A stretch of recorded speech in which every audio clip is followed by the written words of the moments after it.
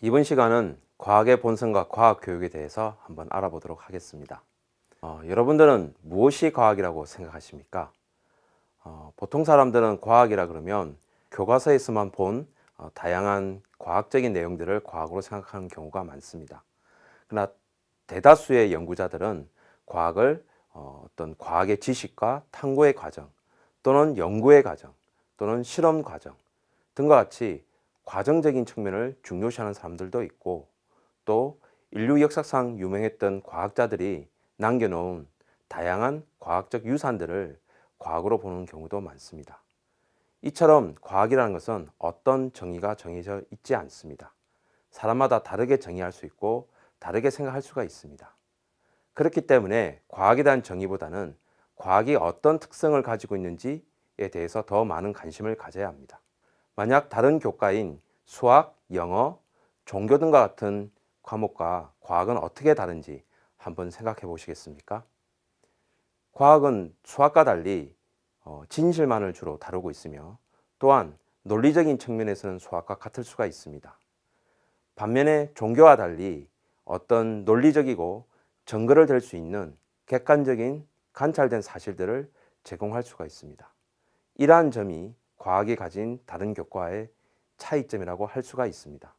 그렇다면 지금까지 과학은 어떠한 모습으로 발달해 왔을까요? 이 과학의 시작은 고대 그리스 시대부터 시작합니다. 고대 그리스의 자연 철학자들은 다양한 분야에서 많은 업적들을 남겨놓았는데요. 그 대표적인 것이 자연 철학입니다.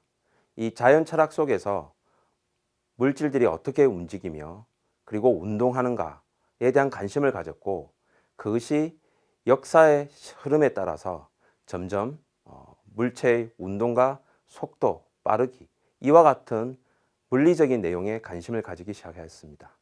그 대표적인 사람들이 뉴턴, 아인슈타인이 있겠지요. 그래서 자연 철학에서 물리학으로 발달하였고요. 또 고대 그리스 시대에 모든 물질은 4가지 원소로 이루어져 있다는 사원소설을 가지고 물질에 대한 이해를 높여왔습니다. 물, 불, 흙, 공기로 이루어진 이 사원소설에서 이들 간의 변화에 대한 관심을 가졌고, 그런 변화 속에서 금을 만들 수 있지 않을까 하는 연금술이 발달하게 되었습니다. 물론 연금술이 성공한 적은 없지만 어쨌든 금을 만들기 위해서 다양한 방법들을 개발해 왔고, 그것이 페르시아로 넘어가고 그리고 아랍간으로 넘어가면서 연금술이 더욱더 발달하였고, 르네상스 시대 이후에 점점 화학으로 발전하게 되었습니다.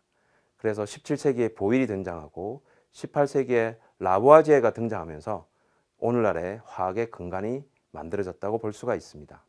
생명과학은 그럼 어디서 출발했느냐? 이것 또한 역시 고대 그리스에서 출발하였습니다. 고대 그리스 시대에 농업을 주로 하던 식물, 동물 이런 데 관심을 가지면서 이 식물과 동물의 종류에 대한 관심을 가졌고, 그러한 부분들이 발달이 되면서 인간에게 관심을 또 가지고 혈액이 어떻게 순환이 되어지는지 이렇게 발달하면서 점점 생명에 대한 관심을 가졌고, 현미경이 만들어짐으로써 점점 더 생명과학에 대한 관심을 높일 수가 있었습니다. 또 지구과학은 암석의 발견으로부터 시작해서 시작되었다고 볼 수가 있습니다.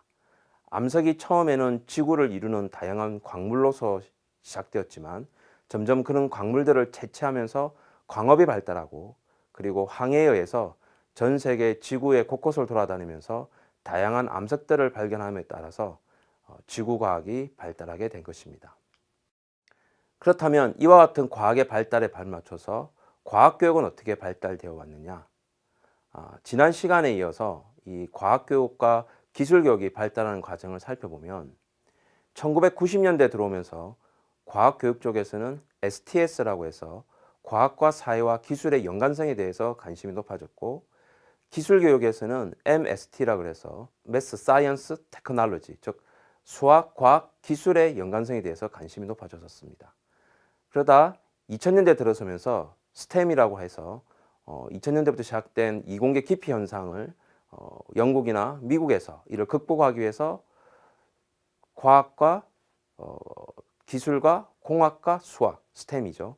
이 부분들의 연계성을 대한 연구를 해오다 2010년대 들어오면서 이 과학교육과 기술교육이 합쳐지면서 스팀이라고 하는 아트라고 하는 예술과 어떤 인문학적 요소가 들어간 스팀이라는 교육사조가 만들어지면서 오늘날의 과학교육은 스팀 교육이 영향을 많이 미치고 있는 상황이 되었습니다.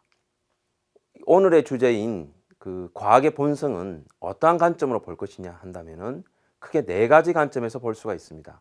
첫 번째는 철학적 관점이고, 두 번째는 역사적 관점이고, 세 번째는 사회학적 관점이고, 네 번째는 심리학적 관점입니다. 이 과학교육에서 과학의 본성을 다루는 것은 바로 이와 같은 네 가지 관점으로 과학교육을 봐야 하기 때문입니다. 과학 철학에서는 주로 논리성이나 과학적 방법에 관한 부분들을 다루게 될 것이고, 과학사적인 부분에서는 기존의 과학자들이 남겨놓은 업적이나 그런 개념들을 형성하는 과정을 통해서 과학 개념이 어떻게 만들어져 왔는가에 대한 것을 배우게 될 것이고, 인간의 노력의 산물인 과학이 어떻게 사회에 미치는가에 대한 관점에서 과학교육을 바라보게 될 것입니다. 그리고 인간이 가지고 있는 어떤 심리적, 내면적인 학습에 대한 의지, 욕구, 그리고 다양한 관점들에 관하여 과학 심리학적인 측면에서 살펴보게 될 것입니다. 그래서 이 네 가지 관점을 가지고 과학을 바라보는 것이 바로 과학의 본성이며 과학교육에서 다루고자 하는 과학의 본성인 것입니다. 다음에 세 가지 질문이 있습니다. 과학 지식의 체계에 관한 것인데, 보통 과학에서 다루고 있는 과학 지식은 사실, 법칙, 이론 또는 원리, 가설 등등이 있습니다. 이와 같은 과학적 지식이 앞으로도 계속 변할 것이라고 생각하십니까? 아니면 고정된 것이라고 생각하십니까? 두 번째 질문은 과학적 이론이 무엇이라고 생각하십니까? 세 번째 질문은 과학적 법칙은 무엇이라고 생각하는 것입니까? 이것입니다. 이 세 가지 질문에 대해서 우리가 깊게 생각해야 될 것은, 변하지 않는 것은 사실이 될 수 있습니다. 우리가 객관적으로 살펴보는 것이기 때문에 사실이 변하지 않는 지식일 텐데, 문제는 이 법칙이나 이론들은 시대의 발전에 따라서 또는 과학기술의 발전에 따라서 얼마든지 변화될 수 있는 것입니다. 그렇지만 우리가 지금 현재 배우고 있는 과학 지식, 법칙, 이론들은 현재의 관점에서 가장 옳다고 믿고 있거나 누구나 받아들이고 있는 그러한 내용들을 배우는 것이라고 생각할 수 있습니다. 따라서 이 과학적 지식은 변하는 것이 맞는 것이고, 그렇지만 그 변화의 과정은 서서히 일어난다고 볼 수가 있습니다. 그렇다면 과학적 법칙과 이론은 어떤 차이점이 있느냐? 법칙은 개념들이 묶여져서 개념들 간의 연계성을 알아보는 것이, 보편적인 관계를 알아보는 것이 법칙이고, 이와 같은 개념들의 보편적인 관계인 법칙들이 모여서 하나의 큰 개념 체계 또는 하나의 큰 학문 분야의 체계를 이루는 것을 이론이라고 합니다.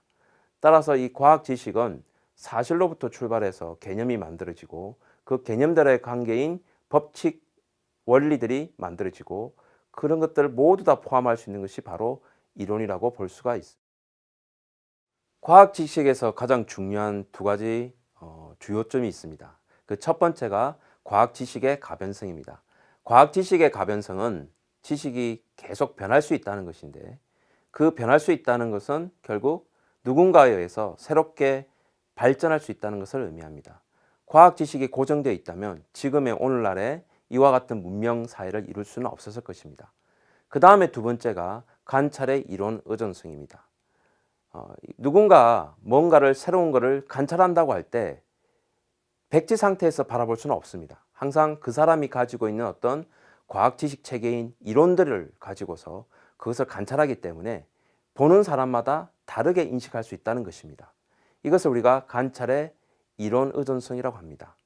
이 두 가지가 과학 지식에서 굉장히 중요한 점입니다.